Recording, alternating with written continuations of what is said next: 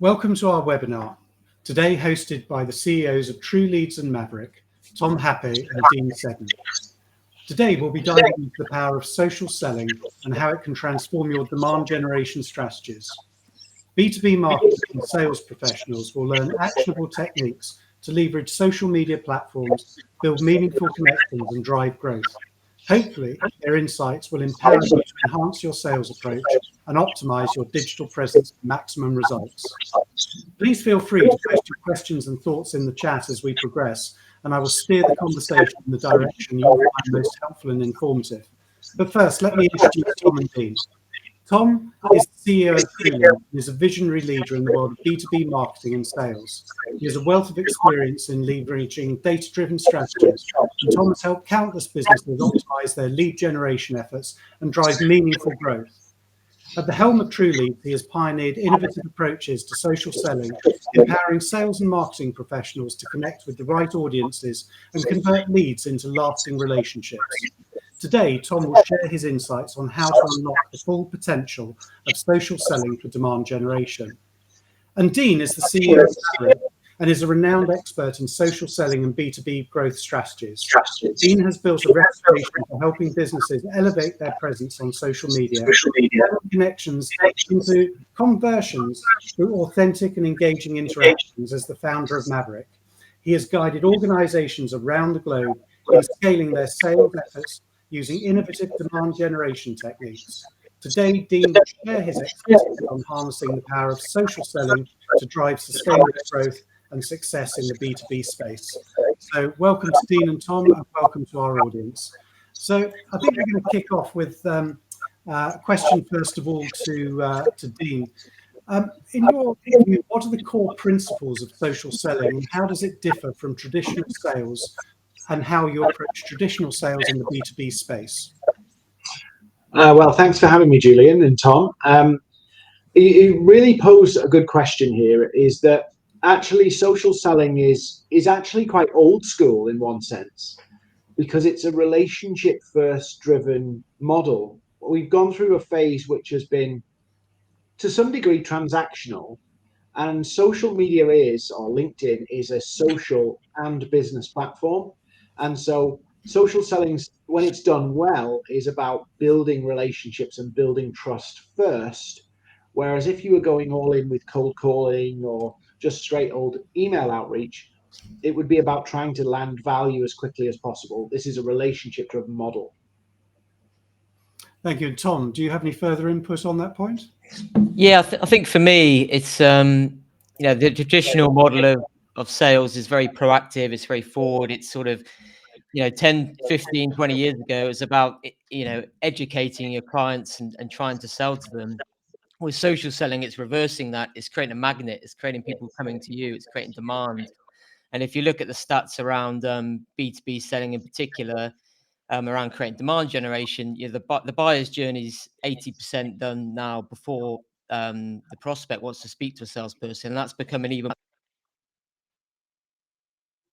or B2C. So it's about creating a magnet. It's about creating people to come to you rather than the other way around. So that's how social selling is a lot different. So creating that demand and creating that need rather than the traditional way, as Dean mentioned, of cold calling. So okay, thank you guys. And in your opinion now, what are some of the most effective strategies you've seen for growing and accelerating a B2B sales pipeline through social selling? Tom, perhaps we come back to you first of all on that. Yes, I think from my perspective, and this is why it's really good to have Dean on here as well. My perspective of before I founded True Leads, I was in sales, but I was very much using LinkedIn, especially for outreach. I was reaching out to my old ideal prospects. So I think the way I look at this and the way I've always looked at social selling is it's a bit like walking into an event, walking into a room.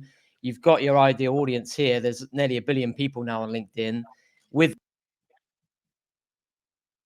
You can filter that down to find your ideal prospects, and then it's a case of nurturing them and trying to introduce yourself to them and build your network with those individuals. So if you can do that and then blend that with the right content, share the right information around how you're helping similar customers, you will start to gain momentum, actually get some traction in your market. So I use it very much as an outreach tool, but some of the stuff Dean and his team do around providing the content around that really helps complement that methodology.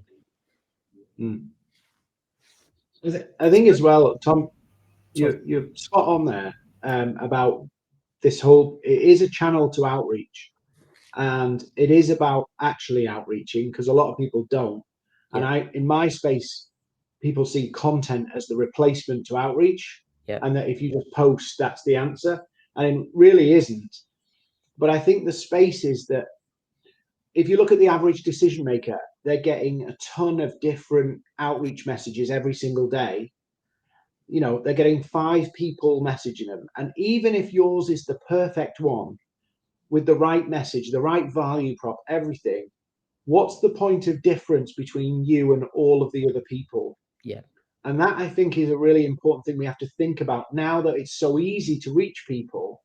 How do we make what we're doing different enough that people will pay attention?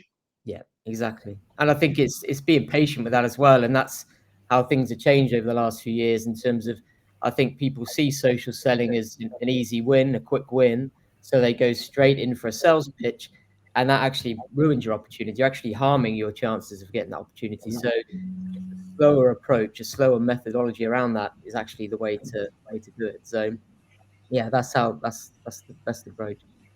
Okay, you picked up on an interesting point there in terms of how it's different and how you need to communicate differently in this whole realm and methodology of social selling. What is that difference? Is it about the tone in which you communicate, the messages that you push out? What is that difference using the social selling platforms to conventional outreach?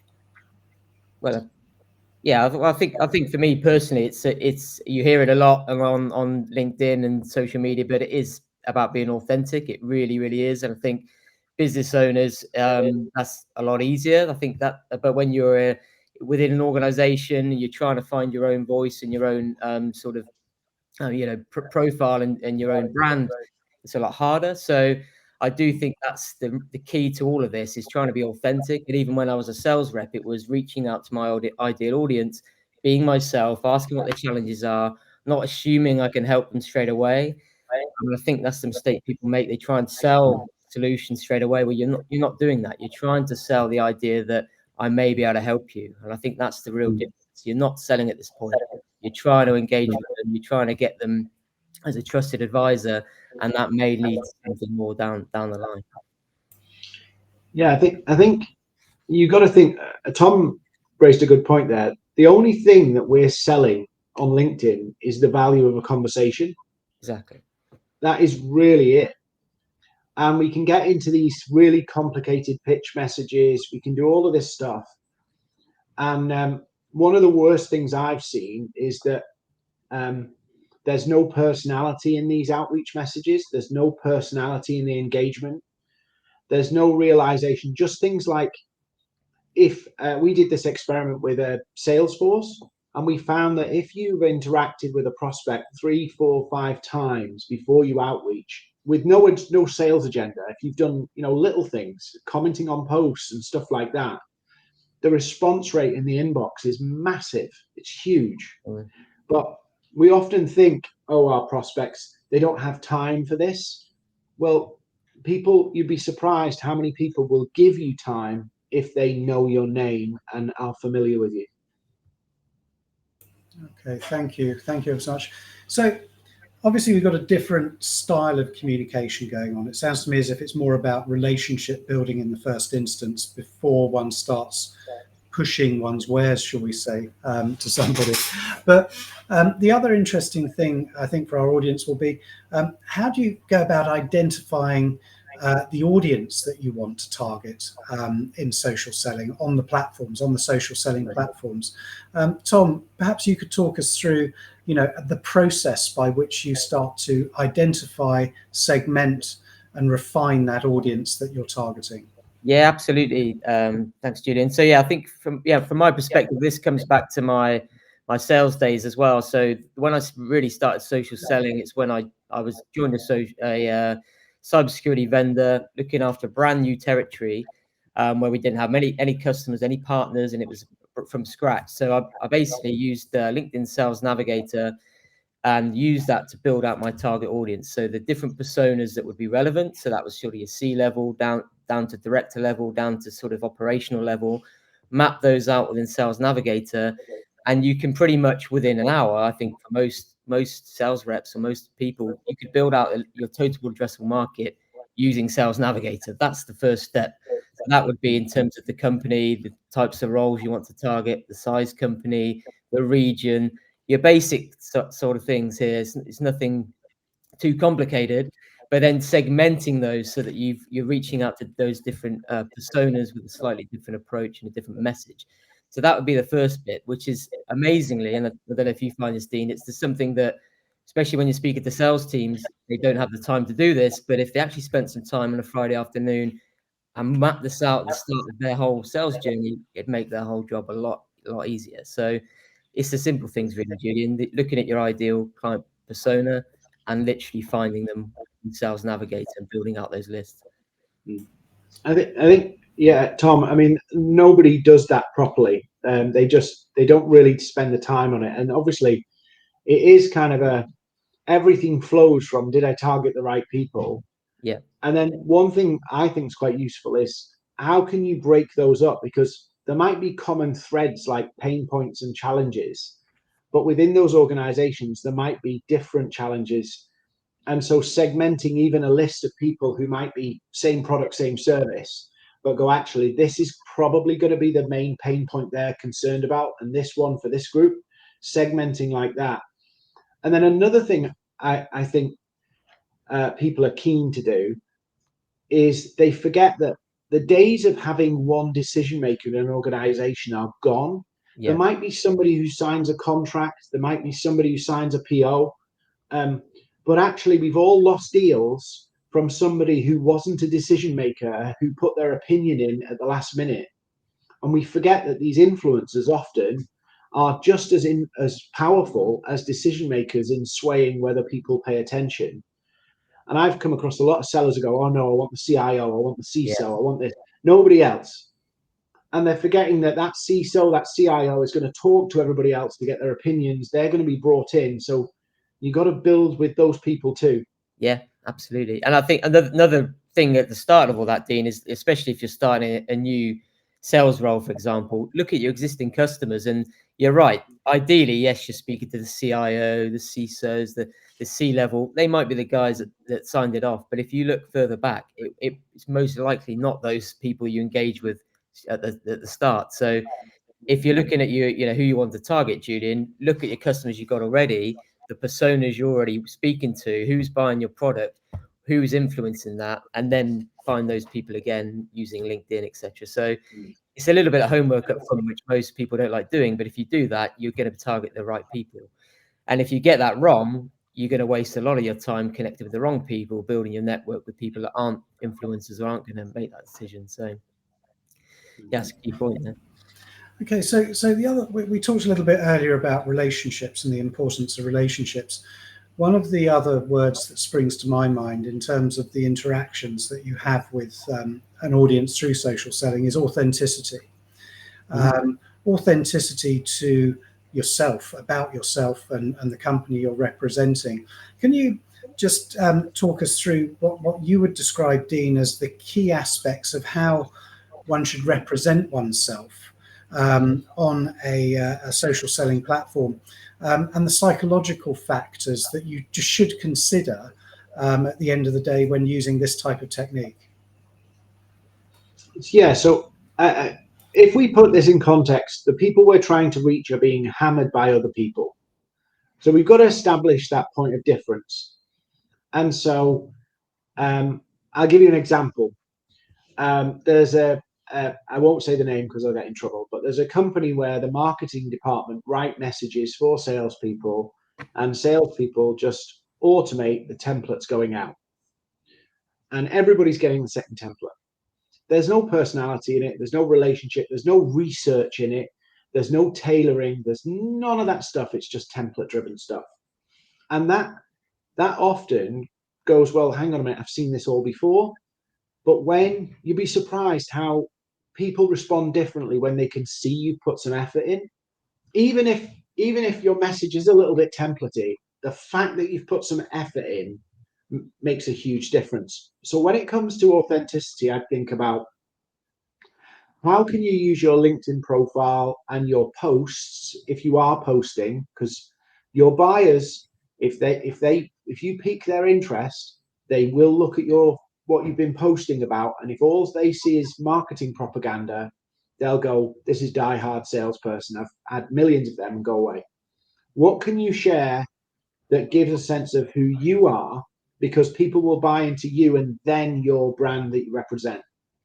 So your profile, posting content should not just be, I'm the perfect employee for Exco, or I'm the perfect salesperson for Exco.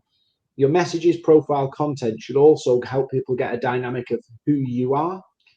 And I think very often we're afraid to do that because it's like, it's terrifying, isn't it? Putting ourselves out there. But I think a little bit of it is actually an advantage. I think you're right. A little bit is an advantage. But, you know, coming from my marketing background as well, is there, do you think, a danger represented by social selling in terms of how employees use it and the messaging that's put out there? You know, if I put my brand police hat on for a moment, and the work I have to do with clients on a day-to-day basis, making sure that the right messages go out, the appropriate messages go out. How would you go about making sure that there's that element of control? Is it a training issue, for example? Tom, what are your thoughts on that? Yeah, I think that's a great point, Julian. I think, and we have it, as you know, with many of our clients, that your marketing want to try and control that narrative a lot of the time. But I think, as Dean says, it needs to be authentic. It needs to be the individuals. And we had it, you know, when I was in sales again, marketing would create these webinars. The sales guys would literally just share it with the automated, you know, marketing spiel. But I would repurpose that personally and say, hey, this is, you know, a more human approach to that, which had a much higher success rate. So I think you need to enable your sales team and your employees to do that themselves and have trust that they're going to do that. So perhaps some training around that would probably be the approach I would take. Because if you don't do that, it just looks like an automated marketing pitch, which isn't going to get the traction you need. I think, Julian, just to, I think for most 99% of the instances, people's common sense would keep them pretty safe. I think the issue is that we often make the rules for that 1% that can go horribly wrong. The problem is with a lot of social media guidance and marketing messaging then is it becomes like we're creating rules for the exception. And that cripples people with going, well, what if I say this? What if I do this? I'll give you an example. I've got a large corporate client, and they, for many, many years, had very tough social media policies because somebody made a mess 5 years ago. And then fast forward to 2024, where people are like, no, this is a big deal. We've got to be present. It's brand reach. It's all this stuff. Everybody was terrified to actually share it because they were worried about what if they crossed this line, and they weren't sure where this line was. And I said to them, what we should be doing in the marketing side of it is, why don't we create rules about what you can do and say, you could do this, you could do this, so that we enable people to actually feel free to do something rather than what they can't do. Yeah, I think that's a really key point, Dean. And we have, you know, many different customers, especially with customers where they got multiple different salespeople. You can't go with the same approach. It just doesn't work. Some salespeople need to go with a more direct approach. That's their style. That's the way they do things. While others need to take the more conversational, nurturing approach. So there are different methodologies for that, but you can still have the same outcome, Julian. The same piece of content or the same marketing message can be repurposed for a different persona. So there's ways to do it, but it does get harder as the team gets bigger that you're trying to implement. I think, oh, sorry, there's a bit of a delay there. I think one thing I would say, Julian, imagine as a marketer, you're hiring a social media influencer to promote your product. you wouldn't want that social media influencer to literally just go and read out your script. So you wouldn't do that. So then you'd agree, okay, how creative can you be with it? And you'd give some guidelines to the influencer about where their creativity lies. The core message underneath it all is the same, but you allow the influencer some rope to be able to express it in a way that fits with them, fits with who they're trying to talk to, and feels natural. And I think that's the point. How does the seller communicate that marketing message in a way that feels natural for the seller so that they don't feel like they're just a mouthpiece? Yeah, very, very good point. So how that's key to the enablement process of teams. The marketing and the sales leadership need to provide that template, for want of a better example, flexible template that people can operate within. Okay, so moving on a little bit. So in your opinion, what are the key social selling tools and platforms that you would recommend today for a B2B company to start investigating? And, then once we've talked about some of those, the other challenge that one will always find is how these can be integrated into more conventional sales and marketing processes, in fact. So maybe we could start off with just your view on the key platforms and tools that are available today to get the ball rolling for B2B companies in this space. Well, I want to throw a bomb in the middle here. So hopefully, Tom and Julian, you won't mind this. My personal opinion is a lot of the mainstream CRMs that you see, and I won't mention names because I'll get in trouble, but they're not actually wired for social selling that well. They're too clunky. They take too long. And I'll often say to people, because like literally, if you're engaging with a prospect on LinkedIn, you might do something that's quite light touch where you might comment on a post to kind of build a bit of relationship or something. Do you really want to spend 20 minutes logging that in a big clunky CRM? So yes, you can use Sales Navigator, but you probably need something a little bit more light and a bit more straightforward to deal with your social selling efforts, because it's quite tricky. Your time is limited as a seller. So I do think you need some mechanism to be able to track where you are up to with people on those light actions. I'll give you an example. If you're connecting with prospects, which you should, right? Are you really going to go into every prospect that you're connecting with and log that you've sent a connection request? Because I would imagine that the effort to log it takes longer than doing the work.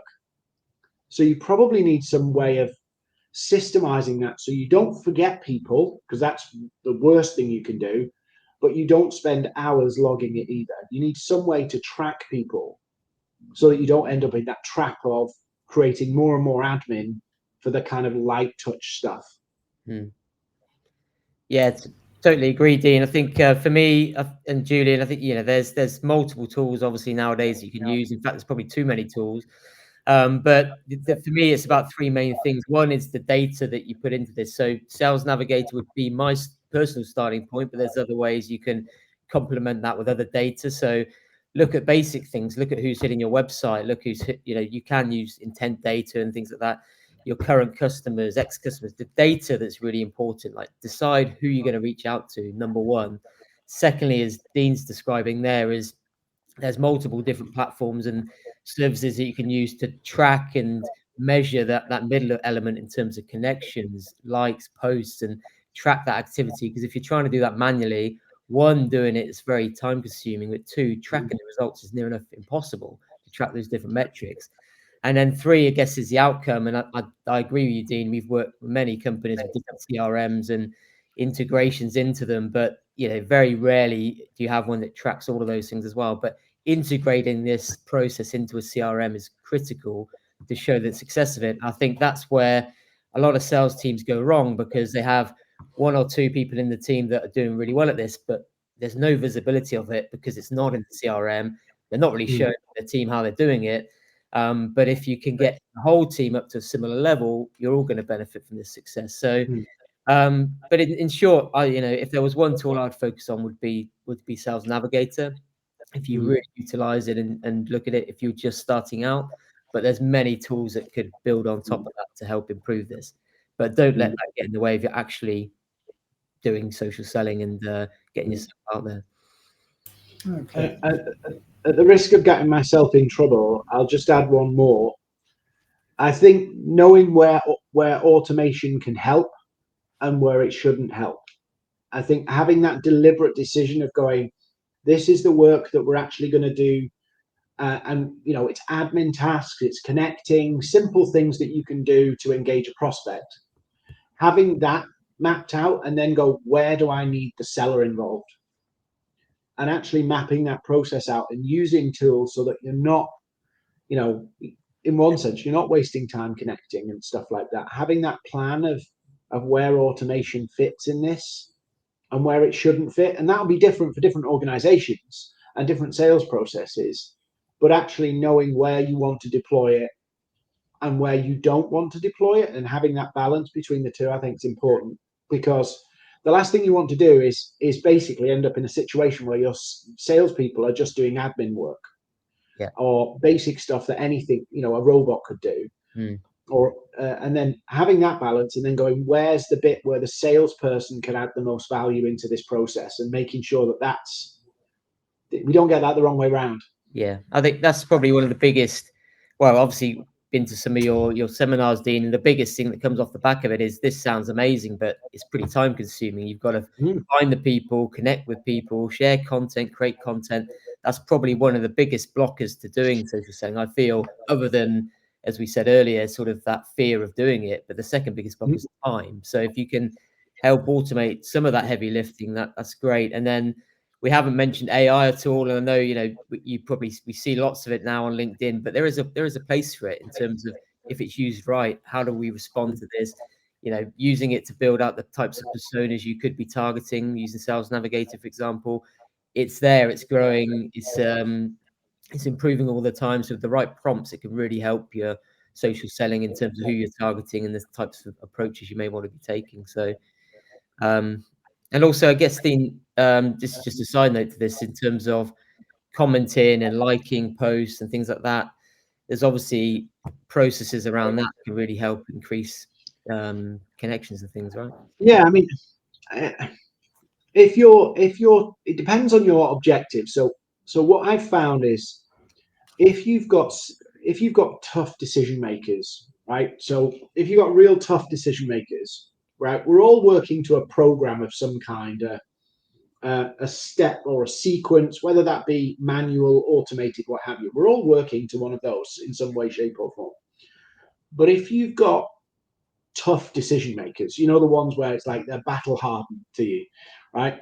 You're going to have a more sophisticated process to engage them. And that's where some of the more lighter touch stuff comes in, like commenting, for an example. A lot of people will like posts, and that's fine. But if you've got real tough decision makers, commenting and engaging with what they're saying, starting discussions in the messages before you ever get to outreach, can actually really engage them and get them more responsive. But it's those light touches, I think, that we kind of underestimate, and we don't see them as important, because why is a comment going to help me in a sales process? Well, it helps us connect with that person, and it makes us harder to ignore. It makes us harder to not respond to. Yeah. And I think the challenge is, some of it you can automate. Of course, you can automate liking people's posts, but if you really want to make an impact, you want to put down a comment and really think about it. And AI can help with that, but my own experience playing around with this, and I won't repeat the story because it's embarrassing. I've played around with the automated comment stuff, and as good as they are right now, and as good they will be, they can make you look a little silly as well. Yeah, it's still an emerging area, AI. We'll have to see where that goes. So I'm going to ask each of you separately now, bearing in mind what we've talked about so far. You're both working within your organizations with some significantly large enterprises in the B2B space, using social selling and supporting their social selling activities. Could you give us an example, in summary, without obviously naming names, a particular company you've worked with that has adopted and embraced the social selling, and what lessons you've learned in terms of working with companies where you've got a company that's embraced it, and then separately with maybe an organisation which has found it more difficult to embrace and implement, and what lessons can be learned from those experiences. So Tom, let's start with you in terms of maybe perhaps one or two of your customers. The key learnings you found through this direct engagement and rolling out this new methodology. Yeah. Thanks, Julian. Yeah, absolutely. So I think, again, so like as a founder, this has been game changing for me to building my brand and getting the message out there for True Leads, etc. But helping enterprise customers is a real challenge, but very rewarding in the fact that you'll find individuals within those teams, within sales teams, marketing, business development, that are doing this really, really well. You can't take anything away from they're sharing posts, creating posts, using the company content and getting great results out of it. But what we find is that sales and marketing leaders want to make this more repeatable and scalable throughout the whole organization. So we're actually working on, I will name them because they're a case study, but working with Dassault Systems, where they've got multiple users throughout the globe now that are looking at completely different use cases, from business development to brand marketing to sales across multiple regions, where they want to get everybody up to a similar level of social selling, accelerated social selling, where they've got the great content and they need to nurture that to relevant individuals. So this could be webinars, it could be events, but it's been a game changer for them, winning marketing awards internally. But the real key is that you're enabling each individual to not only promote their brand and build their personal brand, but it's saving them a lot of time in the process. They're not spending hours a day doing this because they can actually run it as a process. And the main thing as well in terms of ROI and how to track all this, I think, when I was a sales leader, the last thing you want is the thought of all your team spending 6 hours a day on LinkedIn.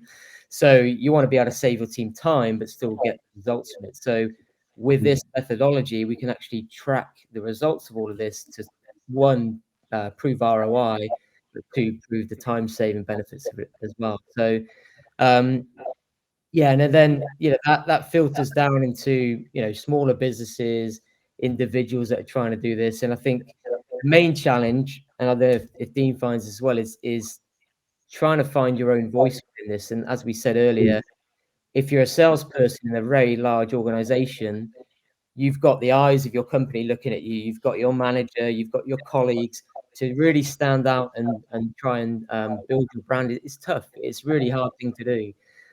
So it's something to try and break through as an individual in terms of finding your own voice, finding what your personality is going to look like in terms of your personal brand, and then having a solid plan to do that. And I think the clients we work with that really want to embrace this really get the result. And I guess lastly on all of that is, social selling, it's a slower process to traditional selling in the fact that if you're hitting the phone, you may be beaten straight away. Social selling takes time. It takes a long time to build up your brand, to build your connections, but you're playing the long game, not just for the company you're in now, but for your future career as well. So if you've got that mindset in mind, then you're going to get the results. So bearing that in mind, and Dean, I'll come over to you in a second in terms of some learnings from your interactions with clients, but bearing in mind you said about this lengthy life cycle, do you think we should be calling it social selling? Because it's not actually selling, is it? We're relationship building. This is more demand generation. Would you agree? Totally agree. I think, it's even social prospecting. It's early funnel, it's engagement. And I think Dean's analogy is boiling the frog, right, Dean? It's a slow process of engaging, and this all came from, again, back in my sales career. Some of the largest deals I closed were from that early funnel activity. It may have been a white paper they downloaded, a webinar they attended. And if you're in enterprise sales, those deals can take 6, 9, 12 months to close. Having the patience to do that, that's where you'll get the results. So yeah, it's social selling, but it is that early funnel demand generation, which is critical today, because as we said earlier, 80% of the buyer's journey is done before people want to speak to sales. And that's probably going to increase, isn't it?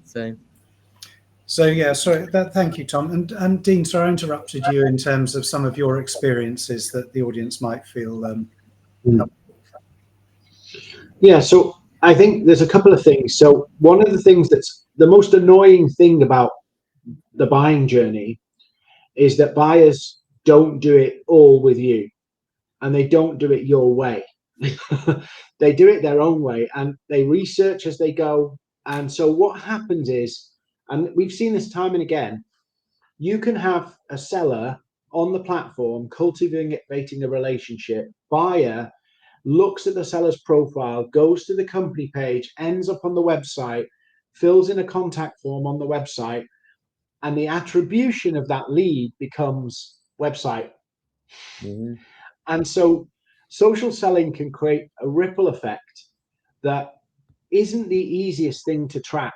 And this is where kind of some kind of database or CRM where you're already logging who's in this social selling process becomes important, so that you can actually know, actually it prompted an external action somewhere else.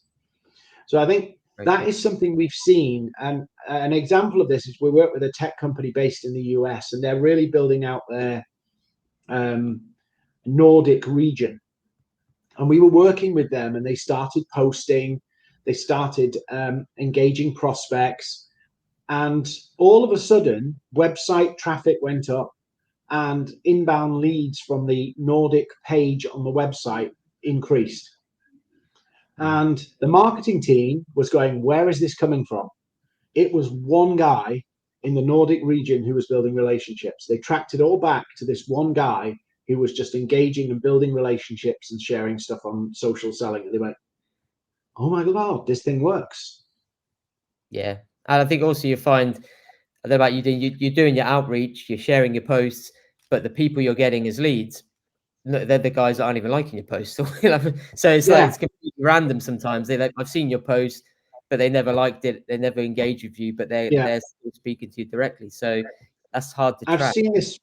I've seen this with ABM campaigns on LinkedIn, where they're trying to kind of coordinate the sales team and marketing team, and they're putting out content, and they go, where's we need to attribute that this has actually made an impact with the ABM, and look for the likes in the comments, and they can't find them. But then the inquiries come in and go,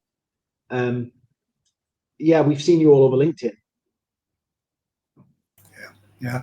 Well, had an interesting comment come in from Jamie Branson, one of our audience, which really reflects what you guys are saying here, which is trust is crucial in any sales transaction. And by sharing your authentic self on social media, you allow people to build a connection with you. This helps establish a sense of trust even from a distance. So that's interesting, because it does cross geographical and cultural boundaries, the social work. But got a question as well coming from Kevin O'Rourke, who's a global sales leader. Kevin's question is: B2C marketers seem to be ahead of B2C marketers seem to be ahead of B2B marketers when it comes to social selling. Do you have any suggestions how to target a full buying group when it comes to social? Now, I'm assuming that what Kevin is referring to is a buying group cooperative type scenario. Have either of you had experience in leveraging this across a buying group? I mean, I read it like the buying committee, or I heard it as the buying committee. So maybe that, in that sense, one thing that's been in terms of targeting a buying committee, one of the things that's been quite useful has been how you deploy leadership's role in social selling. So say you've got the salespeople there and they're targeting decision makers and influencers and what have you. How are the leadership of your organization actually engaging with the leadership of those organizations? And what content and what's the strategy of your CEO's profile to actually back up the salespeople, not necessarily selling per se, but influencing the other people within, the C-suite, so that they're aware of who you are as well. And I've seen that be quite powerful. Is okay, we've got our subject matter experts, we've got our sellers, we've got our leadership. What's their role in social selling from a communication, values, principles, getting that stuff out, connecting into those organizations to influence at a more senior level? Yeah, I totally agree with that, Dean. I think that's the peer-to-peer connections and relationship building and content is key. So if you've got your C-level executives going out to your prospects, and then you've got other people in the organization, especially from like the tech team or thought leadership, it works, works really well. But I think you're totally right, Julian. With B2C, for example, you can very quickly find out who the buyer is. Especially using things like intent data, etc.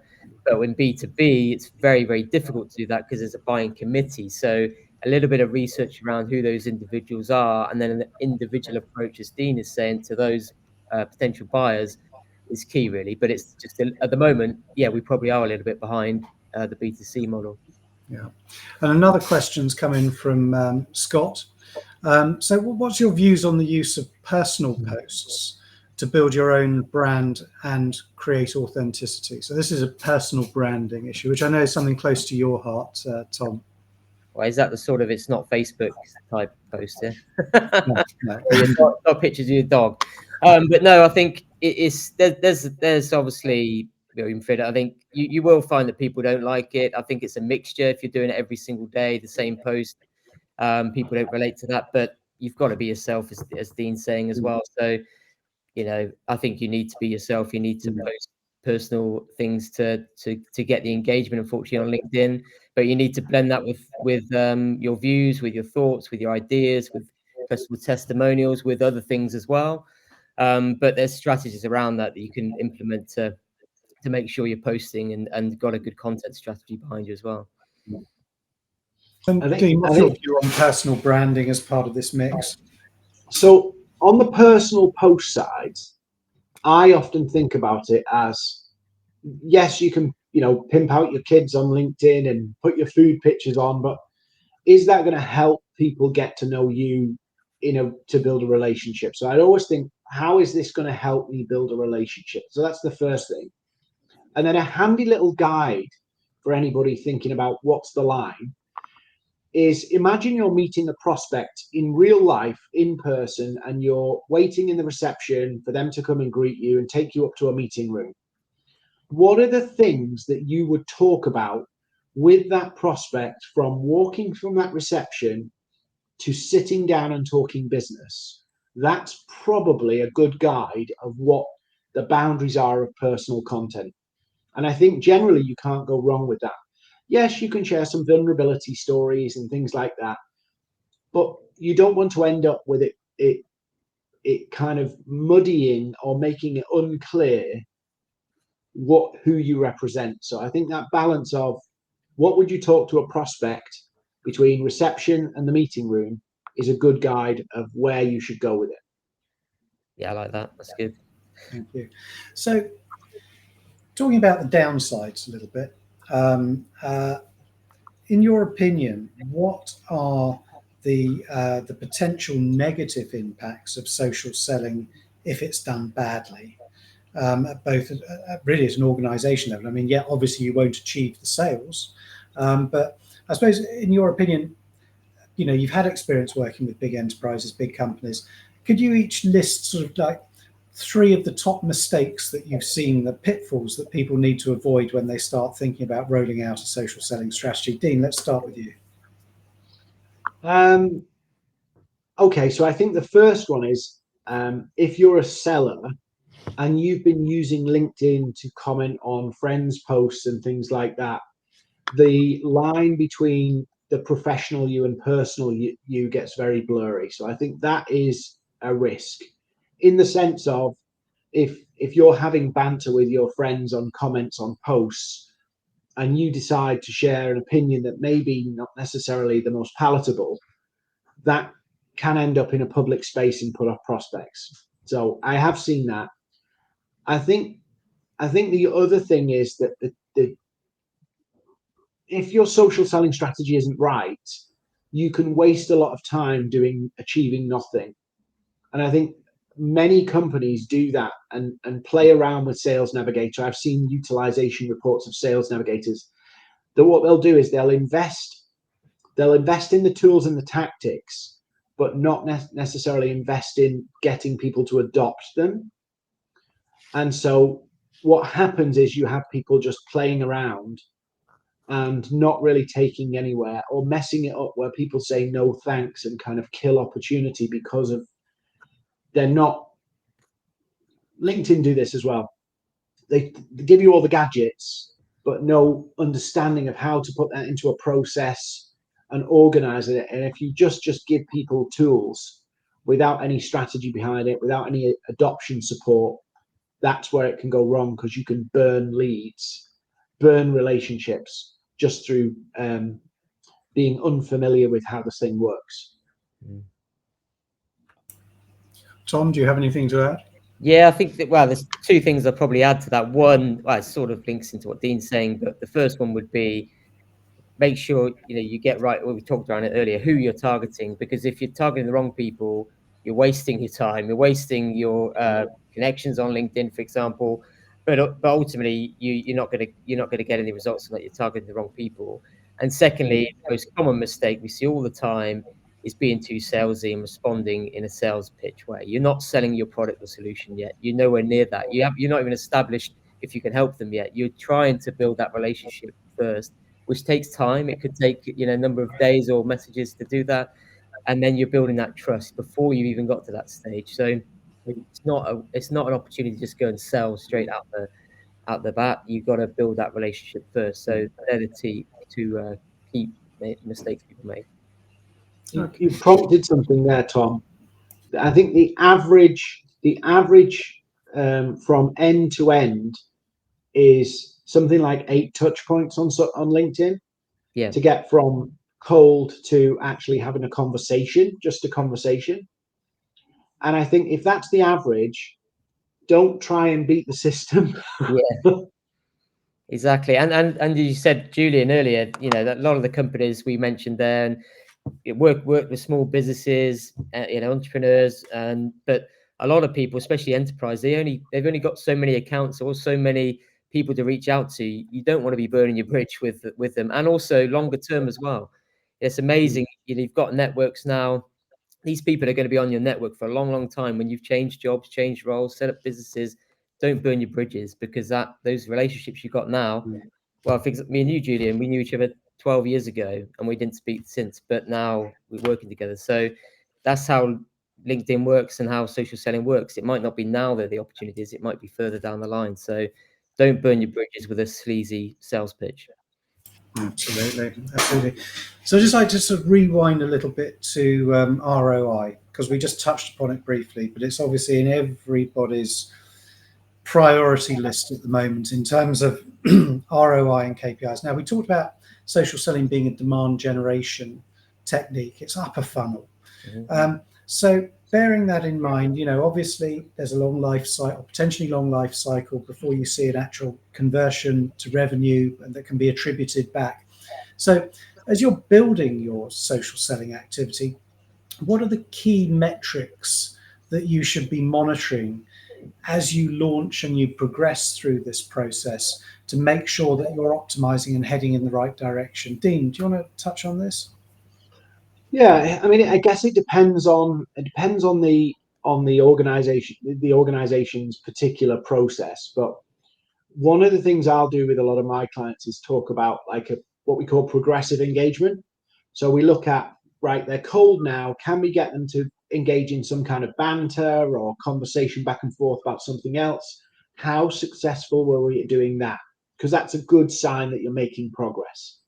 You can track things like, are your target organizations seeing your posts? Because LinkedIn's analytics will show you if an organization has consumed any of your content. Then, of course, is how many of these move offline, which is the ultimate conversation.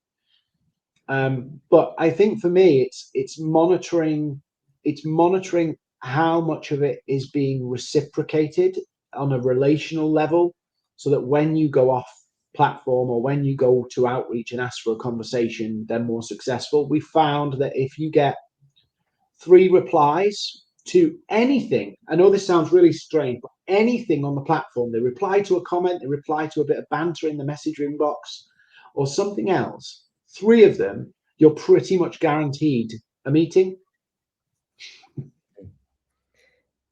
Yeah, I think that's a similar approach to us, Dean. In fact, that the first thing we look out for is the number of connections you can send. You're limited on LinkedIn in terms of your outreach, etc. So how many you could potentially send over a month, for example. and then what percentage of those, your acceptance rate on those connections. That's the first bit, because you're building your network with your ideal persona every single day. If you add in 15, 20 connections and they're the right people, you're building your network. It's like walking into an event and every day you're adding another 20 people that you could prospect to every single day. That's number one. Secondly, as you mentioned, how many of those people are actually responding, engaging with your messaging? You're opened up a conversation. Again, you're at an event, you're having a conversation with them. There's nothing there yet, you're actually speaking to them. And then thirdly, as this relates into the piece you look at, Julian, is, do those conversations convert into something tangible? Do they sign up for a webinar? Do they register for an event? Do they go to a landing page? Do they want more information? So that early funnel marketing qualified leads, I guess, Julian, from a marketing perspective, trying to drive them would be my answer for around demand generation. But you're totally right in terms of a lot of expectations around taking that forward, which obviously with a longer deal cycle is a challenge to track those leads. But there's processes we could put in place to do that. So maybe it's a question back to you, Julian, from a CMO perspective on. Yeah, well, I mean, as a marketing person, we're always under pressure in terms of achieving that end-to-end attribution conversion into revenue.